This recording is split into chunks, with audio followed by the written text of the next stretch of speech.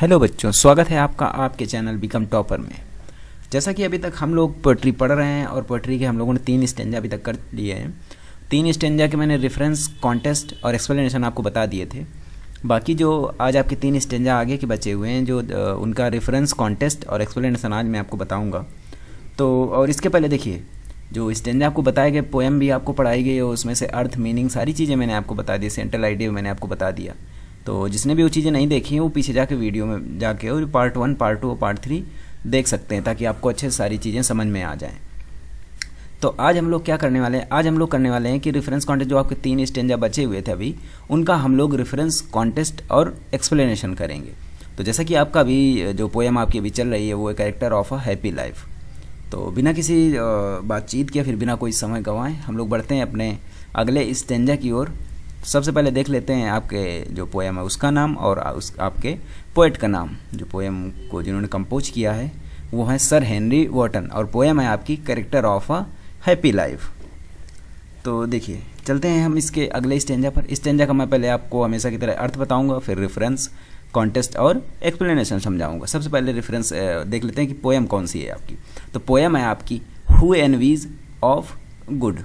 ठीक है, अब ये पोएम मैंने आपसे कई बार बोला है कि आप जो बुक है उसको आप खोल के अपने सामने रख लिया करिए, ताकि आपको समझ में आ जाए कि मैं कौन सी पोएम पढ़ा रहा हूँ और आपको समझ में आए कि मैं इसका क्या अर्थ बता रहा हूँ, तो वो चीज़ें आपको समझ में आ जाए। हालांकि मैं अर्थ आपको पहले बता चुका हूँ, लेकिन फिर भी आपको समझने के लिए बुक अपने सामने रखनी चाहिए। चलिए, पहले मैं आपको पोएम पढ़ के सुना देता हूँ, फिर उसके बाद मैं आपको इसका अर्थ बताता हूँ। तो पोएम है आपकी who envies none whom chance doth raise, nor vice who never understood how deepest wounds are given with praise, nor rules of state but rules of good। इसका मतलब क्या होगा? देखिए, इसका अर्थ होगा वह व्यक्ति कितना प्रसन्न होगा जो किसी ऐसे व्यक्ति से ईर्ष्या नहीं करता जिसकी संयोग या सौभाग्य से उन्नति हुई हो। उसके बाद आगे क्या कहता है, कभी आगे कहता है जो किसी के विरुद्ध कोई भावना न रखता वो एक हैप्पी मैन होता है। और उसके बाद क्या कहता है कभी कि इस व्यक्ति को यह समझ लेना चाहिए कि झूठी प्रशंसा के घाव बहुत गहरे होते हैं, अर्थात झूठी प्रशंसा से ऐसा कष्ट होता है जो काफ़ी समय तक भी दूर नहीं होता। उसके बाद ना rules of state but rules of good, एक प्रसन्न व्यक्ति सरकार के नियमों के प्रति इतना वफादार नहीं होता जितना सदाचार के नियमों के प्रति होता है। ठीक है, ये आपने अर्थ समझ लिया। अब आपको क्या समझना है? अब आपको समझना है इसका जो रेफरेंस है, कॉन्टेस्ट है और एक्सप्लेनेशन है। ठीक है, सबसे पहले आ जाते हैं इसके रेफरेंस पर। रेफरेंस वही हमेशा की तरह सेम रेफरेंस, सभी जो भी पोएम होगी सभी का सेम रेफरेंस होगा, और पोएम के जो भी स्टेंजा होंगे सभी का सेम रेफरेंस होगा। अगर आपकी पोएम चेंज होती है तो पोएम और पोएट का नाम आपका चेंज हो जाएगा। बाकी इसमें से देखिए, जो 3 चीज़ें मैं आपको बताता हूँ कि सबसे पहली चीज़ कि आपको यहाँ पर याद रखना है, जो आपका, 1 मिनट ज़रा मैं पेन ले लेता हूँ, फिर उसके बाद आपको बताता हूँ। ठीक है, देखिए पहले यहाँ पर जो आपकी, देखिए these lines have been taken, यहाँ पर अगर आप दिस स्टेंजा करते हैं तो आप यहाँ पर हैज कर देंगे। ठीक है, ये भी मैं आपको कई बार बता चुका हूँ। यहाँ पर आपकी पोएम का नाम और जिन्होंने इसे कंपोज किया उनका नाम यहाँ पर सही लिखा होना चाहिए। अगर यहाँ पर आपका लेसन है, पैसेज है, तो आप यहाँ पर रिटन बाय लिखेंगे। अगर आपकी पोएम है, पोएट है, तो यहाँ पर आप कंपोज्ड बाय लिखेंगे। अब इसके बाद हम लोग चलते हैं कॉन्टेस्ट पे। कॉन्टेस्ट आपका क्या दिया गया है कि in these lines the poet describes the characteristics of happy man's life.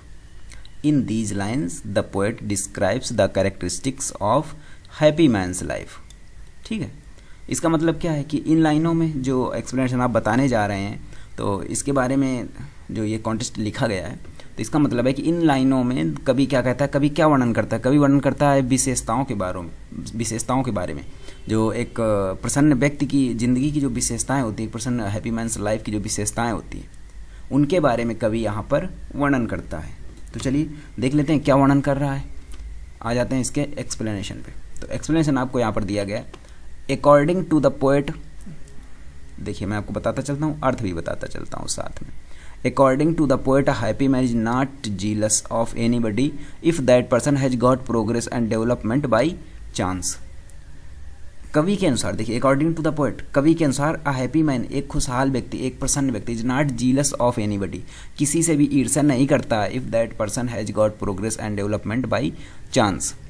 अगर कोई व्यक्ति है, उसने अगर अपने भाग्य से उन्नति की है या फिर अपने भाग्य के कारण प्रगति की है या फिर उन्नति की है, तो ऐसे व्यक्तियों से जो एक हैप्पी प्रसन्न व्यक्ति होता है वो जीलसी यानी ईर्ष्या नहीं करता है।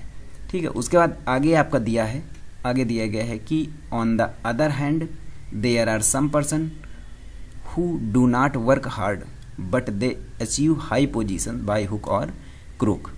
इसका क्या मतलब है, इसका मतलब भी जान लेते हैं। ऑन द अदर हैंड और दूसरी ओर there are some persons who do not work hard but they achieve high position by hook और क्रूक। और दूसरी ओर कुछ ऐसे भी लोग होते हैं जो एन के प्रकार उच्च स्थान प्राप्त कर लेते हैं, किसी भी तरह से उच्च स्थान, वो उसके काबिल नहीं होते लेकिन फिर भी अपने भाग्य के द्वारा फिर एन के प्रकार कैसे किसी भी तरह से वो उच्च स्थान प्राप्त कर लेते हैं। अ happy man is never envious either of these persons. एक प्रसन्न व्यक्ति ऐसे लोगों से ये जो ईर्ष्या होती है वो नहीं करता है, किसी भी ऐसे लोगों से कोई ईर्ष्या नहीं करता है या फिर ऐसे लोगों से कोई मतलब वो नहीं रखता है। ठीक है, उसके बाद आगे दिया गया है, देखिए, और जैसे ये कुछ जो दुष्ट लोग होते हैं वो क्या करते हैं, अपना निजी स्वार्थ पूरा करने के लिए हमारी झूठी प्रशंसा करते हैं। क्या करते हैं, कुछ लोग होते हैं जो हमारे अपना निजी स्वार्थ पूरा करने के लिए झूठी प्रशंसा करते हैं। वो क्या होते हैं, वो होते हैं they are back biters. Back biters क्या होते हैं, पीठ पीछे बुराई करने वाले। दे आर बैक बाइटर्स, वो होते हैं पीठ पीछे बुराई करने वाले। A happy man is not attracted to the false praise. एक प्रसन्न व्यक्ति झूठी प्रशंसा के प्रति आकर्षित नहीं होता है। क्या नहीं होता, एक जो प्रसन्न व्यक्ति होता है वो झूठी प्रशंसा के प्रति आकर्षित नहीं होता है। आगे आपका लिखा है, he does not care the rules of the government, he follows. देखिए क्या लिखा है यहाँ पर, ही does not care the rules of the government, he follows the rules of goodness. वह सरकार के नियमों की चिंता नहीं करता, वह भलाई के नियमों का पालन करता है। He follow the rules of goodness and he does not care the rules of the government. वो सरकार के नियमों की चिंता नहीं करता है एंड वह भलाई के नियमों का पालन करता है। He follows the rules of goodness. ये हो गया इस स्टेंजा का। ये मैंने आपको यहाँ पर रेफरेंस भी समझा दिया, कॉन्टेक्स्ट समझा दिया और आपका एक्सप्लेनेशन समझा दिया। चलिए बिना समय गंवाए चलते हैं आपके आगे, जो आपका अगला स्टेंजा है उस स्टेंजा पर। अगला स्टेंजा है आपका हु गॉड और आपका लास्ट में लिखा है और फ्रेंड। तो देख लेते हैं, अब इसका देख लेते हैं कि इसका अर्थ क्या होगा पहले, फिर उसके बाद इसका जो आपको रेफरेंस कॉन्टेक्स्ट होगा वो भी बता दिया जाएगा। पहले पोएम पढ़ लेते हैं, बुक को आप खोल के सामने रखा करिए। Who God doth late and early pray, more of his grace than gifts to lend, who entertains the harmless day with a well chosen book और फ्रेंड। ठीक है, इसका मतलब क्या है, इसका मतलब है कि वह व्यक्ति कितना प्रसन्न होगा जो शाम सवेरे कभी भी भगवान की प्रार्थना करता है। ऐसे व्यक्ति को भगवान की प्रार्थना ईश्वरीय गुण प्राप्त करने के लिए करनी चाहिए, ना कि जीवन के आनंद या अन्य किसी चीज़ के लिए। ऐसे व्यक्ति को पूरे दिन अर्थात किसी भी समय किसी भी व्यक्ति को कष्ट नहीं पहुंचाना चाहिए, बल्कि उसे अपना समय अच्छी पुस्तक पढ़ने या अच्छे मित्र की संगति में व्यतीत करना चाहिए। अब यहाँ पर हम इसका रेफरेंस देख लेते हैं। रेफरेंस वही सेम रेफरेंस पहले की तरह। ठीक है, these lines have been taken from the poem character of a happy life composed by sir Henry Wotton. ये आपका रेफरेंस हो गया। उसके बाद आते हैं इसके कॉन्टेस्ट पे। कॉन्टेस्ट भी लगभग आपका सेम होता है। In these lines the characteristics of a happy life have been described, यानी इन लाइनों में जो एक खुशहाल जीवन की जो विशेषताएं हैं वो डिस्क्राइब की गई हैं या वो वर्णित की गई हैं इन लाइनों में। A happy man passes in life without causing any harm to anybody. एक जो प्रसन्न व्यक्ति होता है वो अपनी ज़िंदगी गुजारता है बिना किसी व्यक्ति को हार्म पहुंचाए या बिना किसी व्यक्ति को कष्ट पहुंचाए। ठीक है, ये आपका हो गया कॉन्टेस्ट। अब आते हैं आपके एक्सप्लेनेशन पे। तो एक्सप्लेनेशन आपका क्या दिया गया है, एक्सप्लेनेशन आपका दिया गया है कि द पोएट सेज दैट। ठीक है, मैं आपको एक्सप्लेनेशन बता देता हूँ, फिर इसके बाद में इसका मैं आपको अर्थ बता देता हूँ। ठीक है, तो पहले एक्सप्लेनेशन देख लेते हैं। देखिए, the poet says that a happy man prays to God in the evening and in the morning.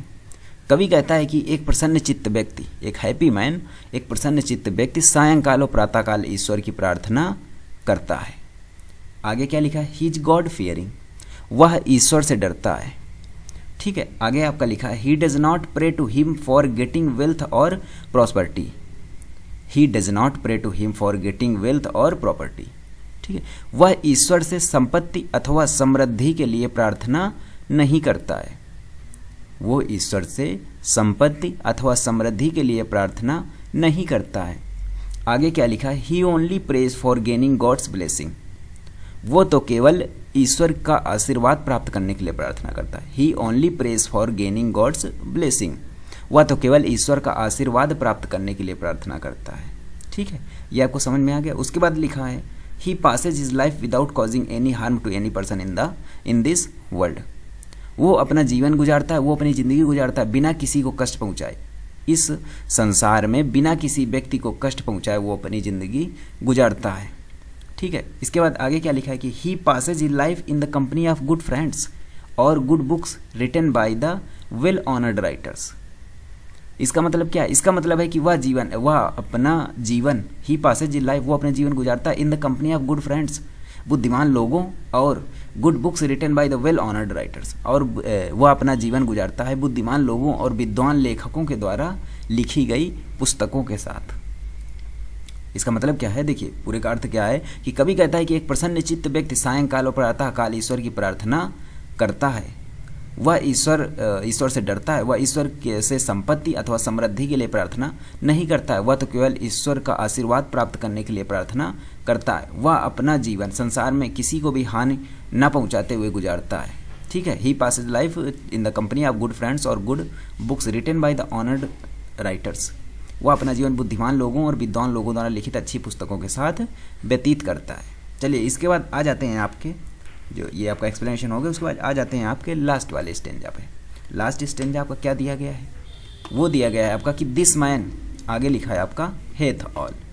ठीक है, सबसे पहले इसका हम लोग अर्थ समझ लेते हैं, पोएम पढ़ते हुए इसका हम लोग अर्थ समझ लेते हैं। तो क्या लिखा है आपका कि this man is free from servile bands of hope to rise और fear to fall, lord of himself though not of lands and having nothing he hath all. इसका क्या मतलब है, इसका मतलब है कि एक सुखी मनुष्य सभी प्रकार के विचारों एवं भावनाओं से स्वतंत्र होता है, वह उनका दास नहीं होता, अर्थात उसे न तो उन्नति या सफलता की इच्छा होती है और न अवनति या असफलता का भय होता है। वह भले ही धन या धरती का स्वामी ना हो, फिर भी वह अपना स्वामी होता है। ठीक है, वो स्वयं का स्वामी होता है, उसके पास कुछ भी ना होते हुए सब कुछ होता है, अर्थात स्वतंत्र विचार, आत्मसम्मान एवं आत्मसंतोष ऐसे गुण हैं जो उसके जीवन को पूर्ण सुखी बनाते हैं। ठीक है, अब इसका हम लोग देख लेते हैं रेफरेंस। तो इसका रेफरेंस क्या होगा, रेफरेंस वही पहले की तरह same, these lines have been taken from the poem character of happy life compose by sir Henry Wotton, ये हो गया आपका रेफरेंस। अब आपका कॉन्टेस्ट देख लेते हैं। कॉन्टेस्ट आपका क्या होगा, कॉन्टेस्ट होगा कि in these concluding lines the poet points out the necessity of freedom from all temptation and fear. इसका अर्थ है कि इन लाइनों में जो आपकी लाइनें दी गई हैं, फिर जो आपका स्टेंजा दिया गया है, जो आपकी लाइनें दी गई हैं, इन लाइनों में पोएट आपको क्या पॉइंट आउट करता है, पोएट आपको क्या बताता है, जो फ्रीडम, जो स्वतंत्रता की आवश्यकता होती है, आपके प्रलोभन और भय से जो स्वतंत्रता की आवश्यकता होती है, उसके बारे में कवि आपको यहाँ पर बताता है। चलिए ये आपका कॉन्टेस्ट होगा। उसके बाद देख लेते हैं आपका एक्सप्लेनेशन। तो एक्सप्लेनेशन आपका दिया गया है कि अकॉर्डिंग टू द पोएट, क्या दिया गया है आपका, दिया गया है कि अकॉर्डिंग टू द पोएट, यानी कवि के अनुसार, according to the poet this life is full of hopes and fears. एक प्रसन्न चित्त व्यक्ति गुलामी के बंधनों से मुक्त होता है। According to the poet this life is full of, एक मिनट यहाँ पर शायद कुछ गलत है, full of hopes and fears. तो यहाँ पर इसका देखिए, इसका यहाँ पर मतलब है according to the poet this life is full of hopes and fears. कवि के अनुसार यह जीवन आशाओं और भय से भरा है। कवि के अनुसार क्या है, कवि के अनुसार यह जीवन आशाओं और भय से भरा है।